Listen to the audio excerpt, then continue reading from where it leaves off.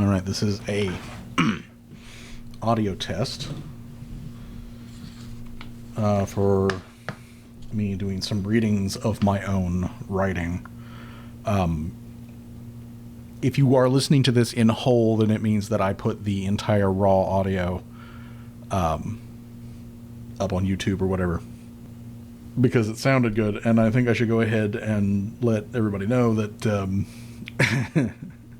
while I do script reading as a part of my job, that I am by no means perfect at this, and I flub a hell of a lot,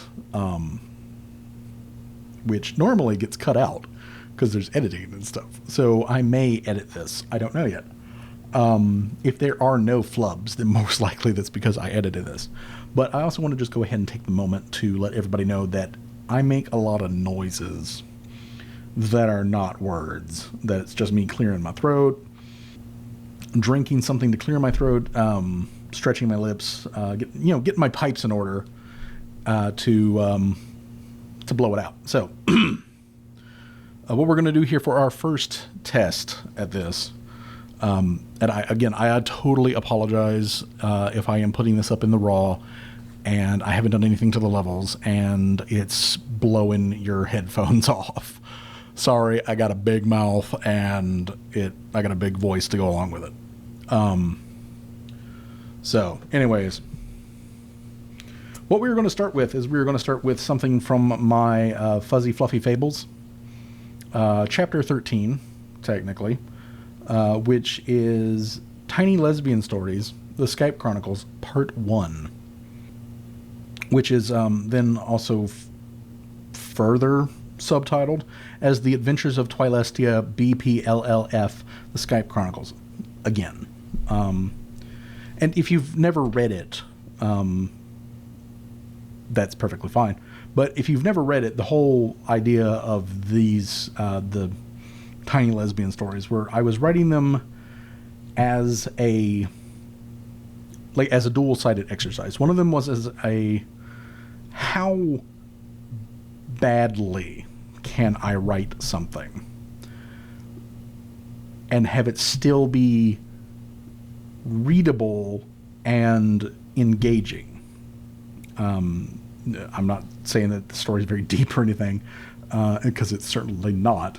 But the whole thing was an experiment on my side to see just how bad I could do while otherwise maintaining the basics of storytelling. The other side of that experimentation was the person who I was writing this stuff to on Skype is not a native English speaker. So part of it was kind of, again, how bad can it be before they get totally lost on what in the heck is going on. But this is short, so we'll get started with this one. And then if I like doing this, I've got a couple of other things that I'm thinking of doing some reading for. Now, just to be perfectly honest, I can do quite a good number of different voices, but it's mostly this. Okay, this is my normal speaking voice. Which should make this all the funnier because all of the characters involved are female. So, And if you get totally lost, I don't blame you. I don't blame you at all. So, anyways, let's get started here. A very fluffy Twilight Sparkle walks up to a very fluffy Celestia. Twilight says, "Hey, let's lesbians." Celestia says, "Why?" Twilight says, "'Cause I did the science, and it says we're very cute together." "Okay," says Celestia. "But can't we just cuddle?" "Well, I guess we can." Twilight shrugs fluffily. "But I want to lesbians with you because I love you." "Oh? That is nice, Twilight. I loves you too." "Then can we lesbians?" Twilight jumped for happy. "Yes. But you must promise to tell no pony." "Why not?" "Because I love only you, and I do not like sharing you," Celestia blushed. "Also, I really like the freaky stuff." And so Fluffy Celestia and Fluffy Twilight lesbianed into the sunset to cuddle and do the freaky stuffs forever. But one pony was not happy. Sunset Shimmer was fluffy too, and she wanted to freaky cuddle too. The end. Sunset Shimmer. Sunset Shimmer. did the ho ho ho ho laugh that girls' villains do in anime as they stood against the combined lesbianism of Twilestia, which is Twilight and Celestia. You fools, you cannot win. I am a greater lesbian than you with my mare-chasing main cut and my moderator status on an LGBTQ community blog and my love of baseball. Twilight fell to the ground with a gasp. She is right. We cannot win. No, called Celestia. Her lesbian is strong, but together we are more. Twilight jumped up. You are so dummy. I will combine my lesbian strength with yours. We will decorate our apartment all in rainbows. Author's note here, they got an apartment together in Manhattan. I don't know why, they just did. We will own tiny doggies. We will listen to the Dixie Chicks and tango on repeat. We will unite all ponies within our nation of love. Light flashed and they did a cute little dance together. It was very cute. When it was done, there stood a single mare, Twilestia, champion of lesbians with her pink vibrating double sword. Sunset Shimmer, you are going down.